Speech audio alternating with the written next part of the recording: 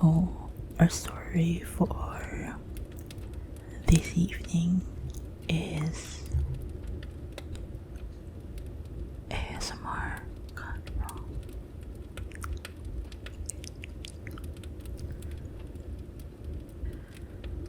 This is gonna be soft spoken and sometimes whispering. Mia had always been a night owl. The city of Toronto, with its bustling streets and vibrant nightlife, provided the perfect backdrop for her late night habits. But while others sought the energy of the city, Mia found solace in the quiet corners of her apartment, away from the noise and chaos. Her routine was simple. After a long day at work, she would make herself a cup of herbal tea, slip into her cozy pajamas, and settle into bed with her headphones. The world of ASMR awaited her. Whispers, tapping, soft-spoken voices, and the gentle rustling of objects.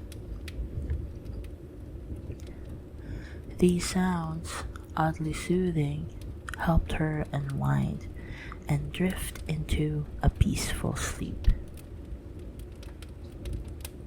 It started innocently enough. Mia had stumbled upon ASMR videos by accident, a recommended video on YouTube that piqued her curiosity. The first video was of a woman gently tapping her nails on a wooden box. Her voice, barely above a whisper, as she described the texture and weight of the box. Mia had felt an unexpected sense of calm wash over her, and that night she slept better than she had in months. Soon, ASMR became a nightly ritual. Mia explored different channels, seeking out new triggers, pages turning, hair brushing, the crinkling of plastic. The videos became a sanctuary, a way to escape the stress of her day. But as the weeks passed, Mia noticed something strange. The first sign was subtle.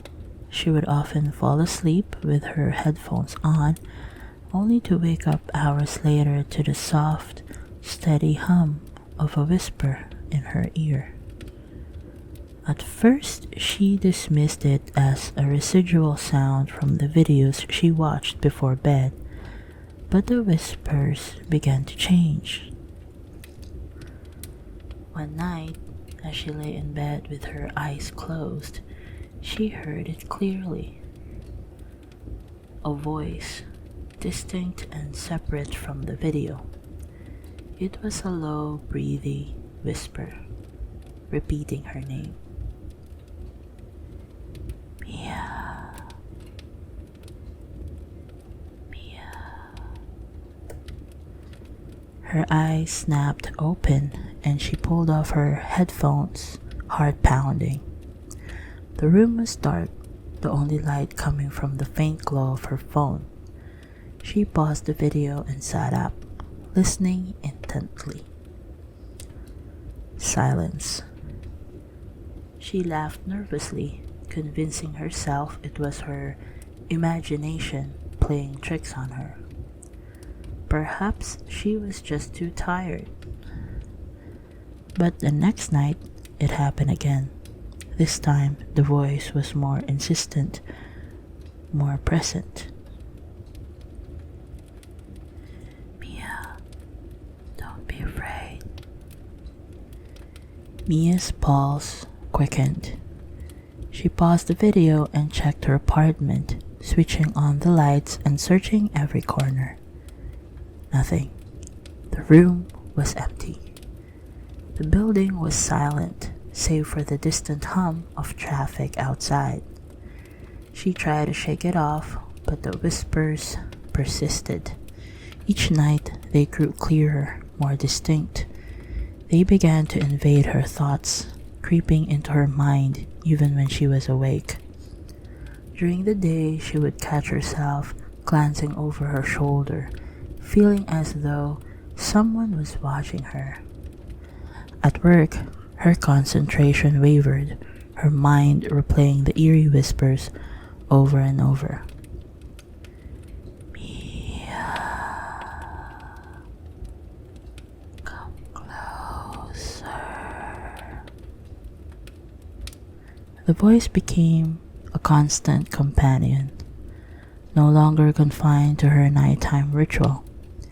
It followed her into the daylight, an ever-present shadow that clung to her. She tried to ignore it, but the more she resisted, the stronger it became. It was as if the voice was alive, a malevolent force that had latched onto her through the very videos that once brought her peace. Mia grew paranoid. She stopped watching ASMR videos, hoping the whispers would fade, but they didn't. If anything, they intensified, growing more sinister with each passing day. Sleep eluded her, and dark circles formed under her eyes. She became a recluse, avoiding friends and family, too afraid to tell them what was happening. One evening, after yet another sleepless night, Mia decided she had had enough. She was going to confront whatever it was that had taken hold of her. Armed with a renewed sense of determination, she opened the ASMR app she had sworn off and searched for the first video that had triggered the whispers. She found it. The woman with the wooden box. Her soft voice and gentle tapping. Mia hesitated, her finger hovering over the play button. She took a deep breath and pressed it. The familiar sounds filled her headphones, but something was different. The woman's voice was slower, more deliberate. As she whispered about the texture of the box, Mia felt the hairs on the back of her neck stand up. She could sense it, the presence of something else, something lurking just behind the soothing tones. Mia. The voice cut through the woman's whisper, clear and distinct. Mia's heart raced, but she forced herself to keep listening. The woman's voice faltered, as if she too had heard the voice, then continued. But the other voice was stronger now, more insistent. Mia, I'm here. The whispers grew louder, overlapping with the video, creating a cacophony of sound that made Mia's head spin. She yanked off her headphones, but the voice didn't stop. I'm inside, Mia. Panicking, Mia slammed her laptop shut, but the voice continued to echo in her apartment, louder and more menacing. Let me in, Mia. Mia backed away from the laptop, her breathing ragged. The voice seemed to be coming from everywhere, surrounding her, suffocating her. Let me in. With a scream, Mia bolted from her apartment, fleeing into the night. She didn't stop running until she reached the nearest police station. Breathless and hysterical, she tried to explain what was happening, but the officers looked at her with concern, clearly skeptical. "Voices from a video?" one of them asked, exchanging a glance with his partner. Mia nodded frantically. "You have to believe me, it's not just in the videos anymore, it's real. It's following me." The officers tried to calm her down, suggesting that she was simply stressed and needed rest. But Mia knew the truth. The voice was real, and it wasn't going to leave her alone. They offered to send someone to check her apartment, but Mia refused to go back. Instead, she booked a hotel room, desperate to escape the relentless whispers. She spent the night in a small, windowless room, the silence almost unbearable. She kept the light on, her phone clutched tightly in her hand, but the voice remained quiet. For the first time in weeks, she managed to get some sleep, but it was short-lived. In the early hours of the morning, Mia awoke to the feeling of cold breath on her neck. She froze, fear paralyzing her as the voice returned, more sinister than ever. "I'm inside now, Mia.